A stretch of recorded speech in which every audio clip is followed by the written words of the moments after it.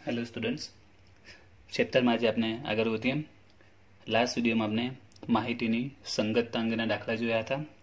आज एम ज आपने आगे વધવાના છે।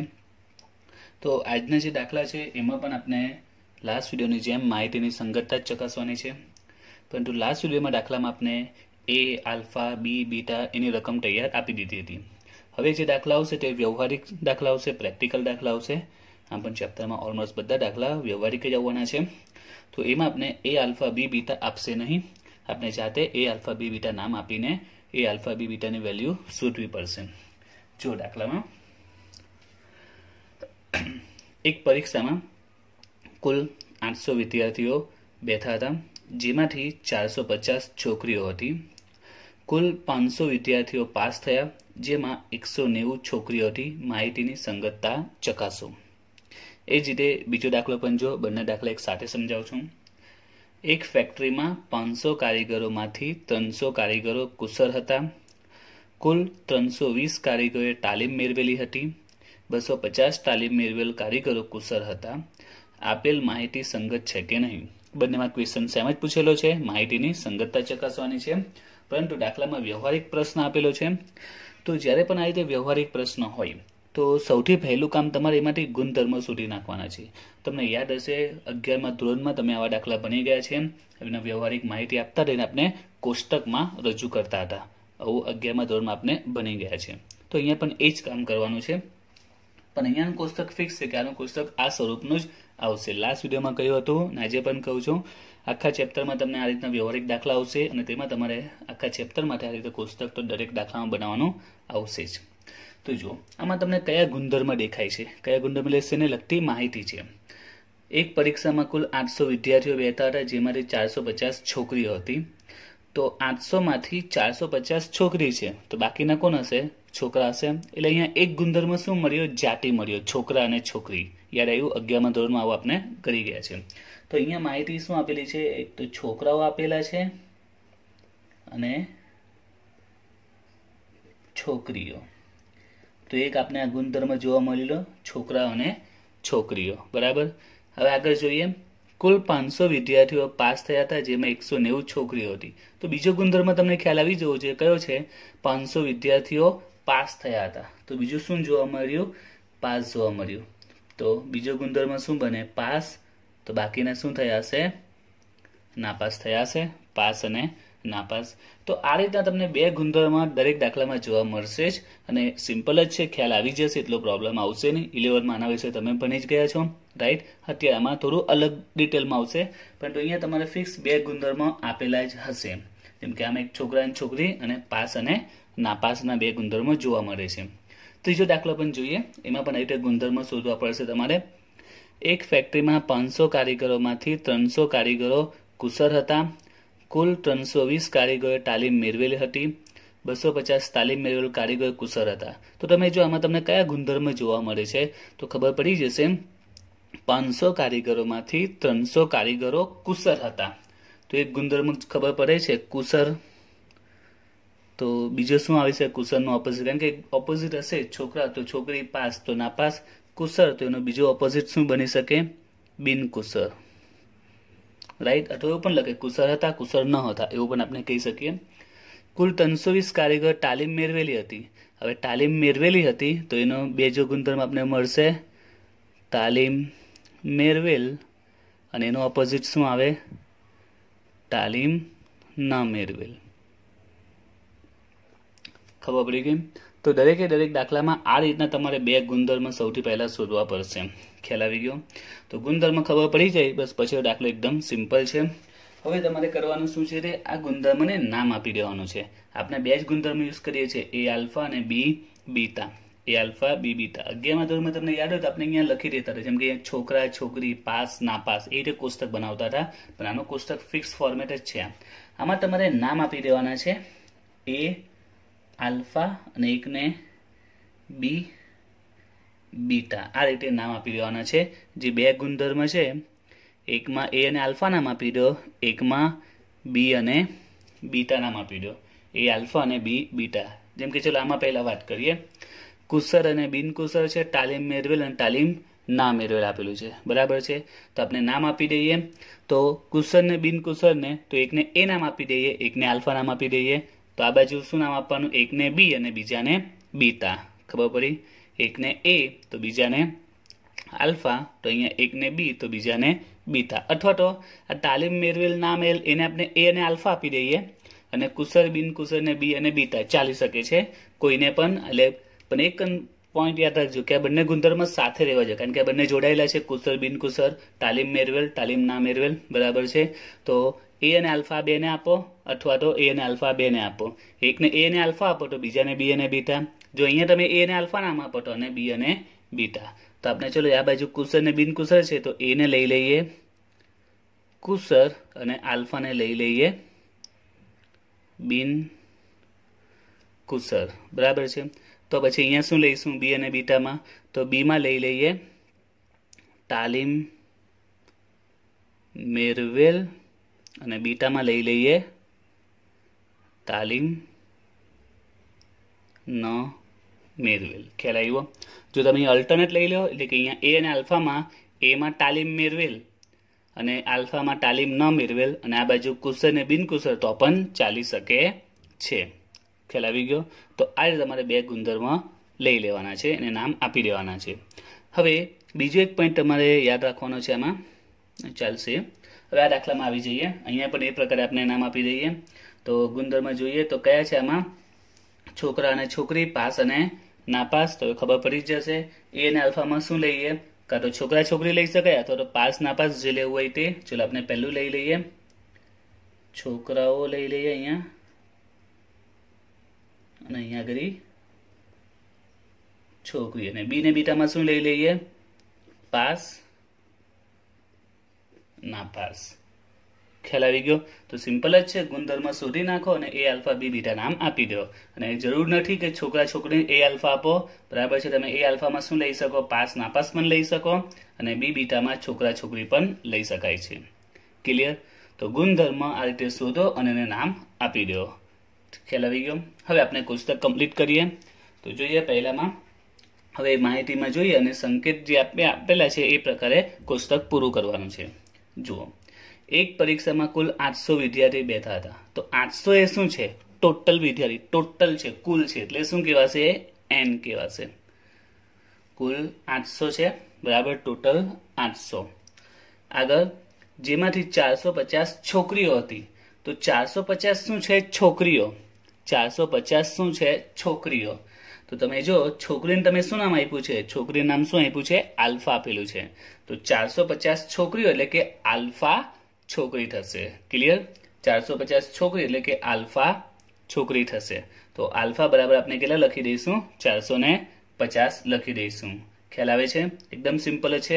450 છોકરીઓથી છોકરીઓનું નામ શું આપેલું છે, આલ્ફા, એટલે આપણે એમ કહી શકીએ કે આલ્ફા બરાબર 450। ઓકે, હવે આગળ જોઈએ, કુલ 500 વિદ્યાર્થીઓ પાસ થયા હતા। કુલ 500 વિદ્યાર્થીઓ પાસ, એટલે 500 કેવા છે, પાસ થયેલા, 500 કેવા છે, પાસ થયા। અને પાસ થઈને આપણે શું નામ આપ્યું છે, બી આપ્યું છે। પાસ થયો હોય ને બી નામ આપ્યું છે, ને 500 વિદ્યાર્થીઓ પાસ થયા છે, એટલે કે બી બરાબર પાસ થયેલા છે, અને પાસ થયેલા છે 500। એનો અર્થ શું થયો કે બી ની કિંમત કેટલી થશે, 500। પછી જોઈએ, જેમાં 190 છોકરીઓ હતી, જેમાં એટલે કેમાં, 500 વિદ્યાર્થીઓ પાસ થયા હતા, જેમાં 190 છોકરીઓ હતી। તો જો આ પોઈન્ટને સમજો, બંને જોડાયેલા છે। 500 વિદ્યાર્થીઓ પાસ થયા, તો પાસ એટલે બી 500 લખી દે, એ પોઈન્ટ તો પૂરો થયો। પણ હવે આમાં અલ્પવિરામ કરીને આગળ આપેલું છે કે 500 પાસ થયા, જેમાં 190 છોકરી હતી। એટલે આ 190 છોકરીઓ કેવી છે, તો આ 190 છોકરીઓ કેવી છે, પાસ થઈ ગઈ છે। કારણ કે આખું સેન્ટેન્સ જોડાયેલું છે, 500 વિદ્યાર્થીઓ પાસ થયા, જેમાં 190 છોકરી છે, એટલે 190 છોકરીઓ કેવી છે, પાસ થઈ ગઈ છે। બરાબર, 190 છોકરીઓ પાસ થઈ ગઈ છે, એટલે 190 છોકરીઓ પાસ થયેલી છે। તો હવે એને સંકેતમાં શું બનશે, તો આ છોકરીઓ પાસ થઈ ગઈ છે, તો છોકરી એટલે આપણે શું નામ આપ્યું છે, આલ્ફા નામ આપ્યું છે, અને પાસ થાય એને નામ શું આપ્યું છે, બી આપ્યું છે। બરાબર, છોકરીને નામ શું આપ્યું છે, આલ્ફા, અને પાસ થઈને નામ શું આપ્યું છે, બી। તો આ શું બની ગયું, alpha B 190, alpha B 190. Clear? બસ હવે બાકીનું આપણે જેમ કોષ્ટક પૂરું કરીએ કોષ્ટક પૂરું કરી દેવાનું છે. ખ્યાલ આવી ગયો? તો આગળ જતા પણ આ દાખલા આવશે, વ્યવહારિક દાખલા ઓલમોસ્ટ બધા હશે. તમારે એ આલ્ફા બી બીટા સંકેત આપી દેવાના છે બંને ગુણધર્મોને અને કોષ્ટક કમ્પ્લીટ કરી દેવાનું છે. હવે બાકીનું આપણે કમ્પ્લીટ કરી નાખીએ. પહેલા નીચે ટોટલમાં 800 છે, અહીંયા 500 છે, તો કેટલા આવી શકશે? 800 માંથી 500 માઇનસ કરો તો એ 300 આવશે. એ જ રીતે અહીંયા બી માં જોઈએ 500 છે ને અહીંયા 190 છે, તો એ બી મળી જશે. 500 માંથી 190 જો માઇનસ કરીએ તો આવશે 310. એ જ રીતે આ બાજુ જોઈએ 800 છે ને 450 છે, તો 800 માંથી 450 માઇનસ કરીએ તો આવશે 350. હવે આ બે બાકી છે, તો આમાં 350 310 છે, તો અહીંયા બીટામાં આવશે 40 આવશે. ત્યાર પછી ટોટલ 450 છે, અહીંયા 190 છે, 450 માઇનસ 190 તો આવશે 260. તો આપનો જે સવાલ છે માહિતીની સંગતતા ચકાસવાની છે. તો દરેક ખાનાની આવૃત્તિ જો કેવી છે? ધન છે, બરાબર. તો આન્સર લખી દઈએ અહીં, દરેક ખાનાની આવૃત્તિ ધન છે, તેથી આપેલ માહિતી સંગત છે. હવે જોઈએ આગળ. આ દાખલામાં પણ એ આલ્ફા બી બીટા આપણું કમ્પ્લીટ થઈ જ ગયું છે. હવે આપણે કોષ્ટકમાં એન્ટ્રી આપી દઈએ. તો જોયો, એક ફેક્ટરીમાં 500 કારીગરોમાંથી 300 કારીગરો કુશળ હતા. હવે જો ફેક્ટરીના 500 કારીગરોમાંથી 300 કુશળ હતા, એટલે કુલ કારીગરો કેટલા થયા? કુલ 500 છે, બરાબર. કુલ 500 કેવા છે? કારણ કે 500 માંથી 300 કુશળ હતા, એટલે કુલ 500 હશે, એમાંથી 300 કારીગરો કુશળ છે, એટલે 500 એ n કહેવાશે. જેમાં 300 કારીગરો કુશળ હતા, તો કુશળને નામ શું આપેલું છે? એ. 300 કારીગરો કુશળ હતા, કુશળને નામ શું આપેલું છે? એ, એટલે એ બરાબર 300. રાઈટ. નેક્સ્ટ કીધું છે કુલ 320 કારીગરોએ તાલીમ મેળવેલી હતી. બસ એટલું જ આપ્યું છે. 320 કારીગરોએ તાલીમ મેળવેલ હતી. તો તાલીમ મેળવેલને આપણે શું નામ આપ્યું છે? બી નામ આપ્યું છે. તાલીમ મેળવેલને બી નામ આપ્યું છે. તો તાલીમ મેળવેલા કેટલા છે? 320, એટલે કે બી બરાબર 320. અને લાસ્ટ પોઈન્ટ, 250 તાલીમ મેળવેલ કારીગરો કુશળ હતા. 250 તાલીમ મેળવેલ કારીગરો કુશળ હતા, એટલે 250 કેવા હતા? તાલીમ તો લીધી હતી, સાથે સાથે કુશળ પણ હતા. તાલીમ મેળવેલી છે અને કુશળ પણ છે. તાલીમ મેળવેલી છે અને કુશળ પણ છે, એટલે શું બની જશે? એ બી બની જશે. તાલીમ પણ મેળવેલી છે અને કુશળ પણ છે, એટલે એ બી બની જશે. કેટલું થશે? એ બી 250. ઓકે, બાકીનું ફિનિશ કરી નાખીએ. એમાં 300 છે, એ બી 250, એટલે એ બીટા કેટલો આવશે? 300 માંથી 250 માઇનસ કરીશું એટલે 50 થશે. અહીંયા 500 ને 300 છે, તો આલ્ફા 200 આવશે. 500 320, તો બીટા આવશે 180. હવે બી ની કોલમમાં 320 250, તો 320 માંથી 250 માઇનસ કરી તો 70. 180 ને 50, 180 માંથી 50 માઇનસ કરી તો 130, ને ચેક કરી લો 70 130 200 થાય. હવે દરેક ખાનાની આવૃત્તિ પણ અહીંયા ધન છે, પ્લસમાં છે, બરાબર. તો જવાબ શું આવશે? અહીં દરેક ખાનાની આવૃત્તિ ધન છે, તેથી આપેલ માહિતી કેવી કહેવાશે? સંગત કહેવાય. ઓકે, હવે જો આગળ ચોથો દાખલો. કુલ 5000 વ્યક્તિઓમાંથી 4200 વ્યક્તિઓએ કોલેરા વિરોધી રસી મુકાવી હતી. 1200 વ્યક્તિઓને કોલેરા થયો હતો. 200 વ્યક્તિઓએ રસી મુકાવી હતી, છતાં પણ કોલેરા થયો હતો. માહિતીની સંગતતા ચકાસો.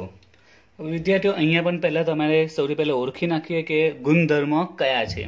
તો જો કુલ 5000 વ્યક્તિમાંથી 4200 વ્યક્તિઓએ કોલેરા વિરોધી રસી મુકાવી હતી, તો ખબર પડી જાય એક ગુણધર્મ કયો છે? તો એક ગુણધર્મ છે રસી મુકાવી હતી, બરાબર। એક ગુણધર્મમાં રસી મુકાવી હતી, તો એક રસી મુકાવી હતી તો એનું ઓપોઝિટ શું આવી શકે? બીજું રસી ન મુકાવી। આમ જ ખબર પડી, એક રસી મુકાવી તો બીજું રસી ન મુકાવી। આગળ 1200 વ્યક્તિઓને કોલેરા થયો હતો, તો આમાં કોલેરા થયો તો બીજું શું બને? કોલેરા ન થયો। થઈ ગયું।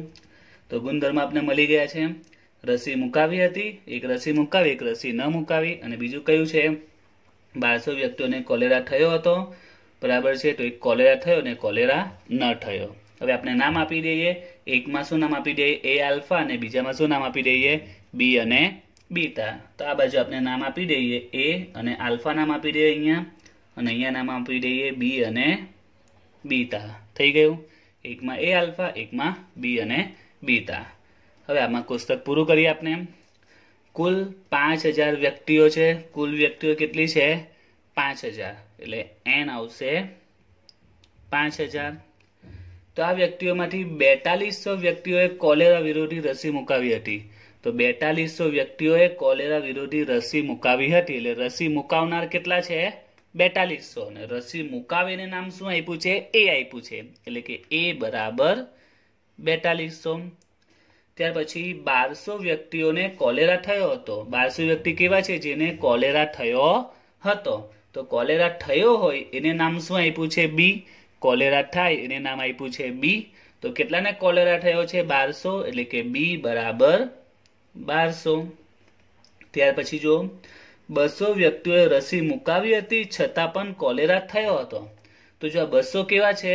જો એ લોકોએ રસી તો મુકાવી છે અને કોલેરા બી થયો છે, રસી મુકાવી કોલેરા પણ થયો, તો રસી મુકાવી એટલે કે એ, અને બીજું શું આપ્યું છે? કોલેરા થયો, તો કોલેરા થયાને નામ શું આપ્યું છે? બી આપ્યું છે। રસી મુકાવી એને એ નામ આપ્યું છે, અને કોલેરા થયો એને બી નામ આપ્યું છે। એટલે આ 200 વ્યક્તિ કેવા છે? એ બી કહેવાશે, કારણ કે રસી પણ મુકાવી છે અને કોલેરા પણ થયો છે, રસી પણ મુકાવી, કોલેરા પણ થયો છે, એટલે 200 કેવા થવાશે? એ બી કહેવાશે। એટલે એ બી બરાબર 200।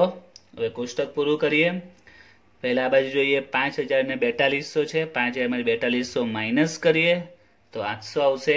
એ જ રીતે અહીંયા 5000 અને 1200 છે, 5000 માંથી 1200 માઇનસ કરીએ તો આવશે 3800। હવે અહીંયા જો એ બી 200 છે, આલ્ફા બી શોધવાનો, સોરી 1200 છે, 1200 માંથી 200 માઇનસ કરીએ તો 1000 આવશે આ। હવે અહીંયા કરી 4200 છે ને આ 200 છે, તો 4200 માંથી 200 માઇનસ કરીએ તો કેટલા આવશે? 4000। હવે અહીંયા કરી જો અહીંયા 800 આપેલા છે ને અહીંયા 1000 છે, તો કેટલા લખવા પડે? 800 છે, 1000 છે, તો આપણે અહીંયા કરી માઇનસ લખવા પડશે, કારણ કે 1000 માઇનસ 200 તો જ 800 થશે ને। 1000 માઇનસ 200 લખીએ તો જ 800 આવશે। આ બાજુ બી ચેક કરી જો 4000 માઇનસ 200 એટલે 3800। એટલે જ્યારે કોઈ માઇનસ આવતું હોય તો આડું ઊભું ચેક કરી લો અને બેલેન્સ થઈ જતું હશે। તો અહીંયા એક ખાનાની આવૃત્તિ માઇનસમાં આવે છે, તો અહીં આલ્ફા બીટા ખાનાની આવૃત્તિ કેવી આવે છે? ઋણ આવે છે। તેથી આપેલ માહિતી કેવી કહેવાશે? સંગત નથી અથવા તો અસંગત છે। ઓકે।